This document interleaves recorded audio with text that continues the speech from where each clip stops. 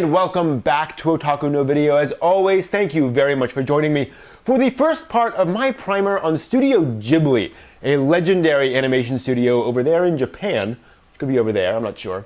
And they have produced some of the most beloved anime films of all time, from Nausicaa and the Valley of Wind to Grave of the Fireflies, My Neighbor Totoro, Spirited Away, Howl's Moving Castle, well, maybe not so much. A lot of great anime films. Now, this primer is not going to talk about every single thing that happened to the studio itself in terms of who arrived when and who left when and who said what to whom and all that sort of internal stuff. I'm going to focus more on the anime itself.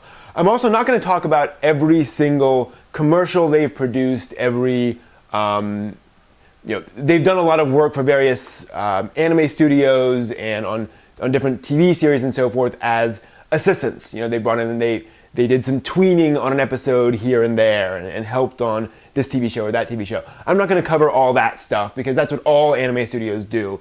And ultimately, it's not important to the studio itself. They contracted out a few animators to help, Gainax draw a few scenes in Evangelion. Okay, but that didn't really change Evangelion all that much. So I'm going to concentrate on the films of Studio Ghibli, but this first part is going to focus entirely on primarily on the prehistory of Studio Ghibli. How did it form? It was formed, indeed, by three men: Hayao Miyazaki, Isao Takahata, and Toshio Suzuki. Sorry, that took a minute for me to get to. Who are these guys? So Hayao Miyazaki and Isao Takahata were both animators at a company called Toei Animation. This was sort of the Walt Disney of Japan. Toei produced a lot of kids animated films in the 60s and 70s and 80s and so forth. They're still very much in operation today. They make One Piece, for example. But they were kind of the one that were pumping out children's cartoons for the longest time in Japan. Miyazaki and Takahata became friends as animators there, and they were both trying to push Toei towards a higher level of quality in their animated works. So they would challenge each other to, for example, do a really good crowd scene in this one movie, or a really good emotive scene in this next project. And it helped that they also got involved in the World Masterpiece Theater projects. This was a series of animated TV series that adapted classic literature into like 50-episode anime TV series aimed at kids. So they do Heidi or Peter Pan or Anne of Green Gables or what have you. And basically one would come out every year and it would be a different classic work. Miyazaki and Takahata adapted Heidi, and that was very popular. Now, this was back in the mid-70s, I believe, when the creators of the anime really weren't known to anyone outside of the anime industry. So it was popular, and only a few people actually knew who these people were. But that got attention, especially as Miyazaki started directing the Lupin the Third TV series. Lupin the Third was very popular. And he directed a Lupin the Third movie called The Castle Cagliostro, which got a lot of attention inside the anime community, which was starting to form back then. So anyway, Miyazaki and Takahata were working at Toei, and they started getting the attention of the anime fandom. And so this editor at the magazine Animage, which was the premier otaku magazine of the time, really, this editor came over to Toei Animation and wanted to meet this Hayao Miyazaki guy, and went over to his desk, and Miyazaki refused to be interviewed. He said he was too busy. So the editor said, okay, fine, whatever. He sat down and he said, I'll wait for you to get done. And Miyazaki kept putting him off, and this editor spent the entire day sitting at Miyazaki's desk side, sort of watching him work and do all these things, and not getting an interview. So he ended up taking a photograph of the back of Miyazaki's head and published that along with his article on his experience with this Hayao Miyazaki guy. This editor was Toshio Suzuki. He was working at Animage, and he would end up being one of the head guys at Animage. And he was so intrigued by Hayao Miyazaki that he came back and talked to Miyazaki the next day, and they've basically been talking every day since. And this was back in the late 70s. So they became really fast friends. This became really important because in the early 80s, Hayao Miyazaki and Isao Takahata and some other folks went over to America to help work on a project called Little Nemo in Slumberland. This was an adaptation of a classic American comic strip into an animated film. And if you're at all interested in animation history, look up that movie, Little Nemo in Slumberland. Pretty much everyone who was involved in animation at the time worked on that movie, and some that didn't. To give you an idea, the 9 old men from Disney, Miyazaki, Takahata, Rintaro, let me see here, Ray Bradbury, Mobius, who else? There were a few other. That's the idea of the caliber of people working on this project. And the film was eventually made, it came out, it's a mess, it's a real muddle, but it's an interesting film.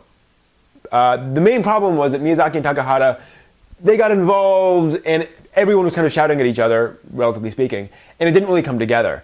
Miyazaki and Takahata used this time to try to license other things. They were trying to do an adaptation of Pippi Longstocking that they were really interested in, and they weren't able to get the license for it. It was just flat, they refused.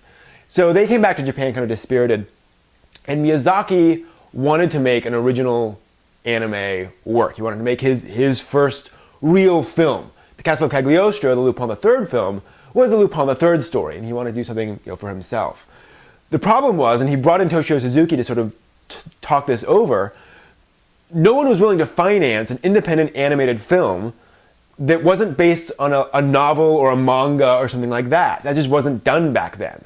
So he was really struggling to find someone to do it. Toei wasn't really interested in backing him on this. So Suzuki looked at that and said, well, why don't you draw a manga? And I'll publish it in Animage. And Miyazaki said, okay. So Miyazaki started drawing this manga of Nausicaa, the Valley of Wind, and it got published in Animage, and that garnered enough interest that Miyazaki could then go and get the funding to assemble a team of independent animators to make the film. And indeed, they got a lot of their animators through Animage. Animage would put little advertisements saying, Hayao Miyazaki is making an anime of this awesome Nausicaa thing you've been reading. Would you like to become an animator? Inquire here. And he got some really cool animators, including, Hideaki Anno, for example. That's a whole nother story. So Miyazaki made his film, Nausicaa, the Valley of Wind, released in 1984. Now, Nausicaa became the first Studio Ghibli film, which I'll talk about in a moment. The important thing about Nausicaa was the fact that, well, two things really. One, it was a very mature film, not in terms of gore and blood and guts or anything, but the fact that it was a serious film dealing with ecological issues. Miyazaki really wanted to make an environmental statement. He's a very strong environmentalist. And he did so in a movie that felt like it was made by an adult for adults. It was set in this sort of post-apocalyptic world where toxic vegetation was growing at this unprecedented rate and was sort of taking over the world, and humanity is being crowded out, and there are all these troubles, and a war starts, and it's a very mature work in that sense. And so that got a lot of attention. And the environmental aspect really resonated with the environmental movement in Japan, which was just starting to really take off at this point. So Nausicaa became a talking point and became sort of a pop cultural reference for the environmental movement in Japan. It was arguably the first anime to really become known in Japanese pop culture beyond anime and beyond manga and beyond sort of its cultural roots. It went beyond its own genre, its own medium. So this was remarkable, although again, at this point, most folks didn't know who actually was making these anime films. And anime was still stigmatized. It was still for kids at this point. If you've seen Otaku no Video, the actual anime of it, the original Otaku no Video, the scene where all the otaku are out lined up to see a movie and they're all like freezing in the cold, and a random passerby comes by and sort of berates them for, why would you wait in line to watch a cartoon, which gives you an idea of what it was like back then. The movie they're there to see is Nausicaa. It actually is you see a little shot of it up there.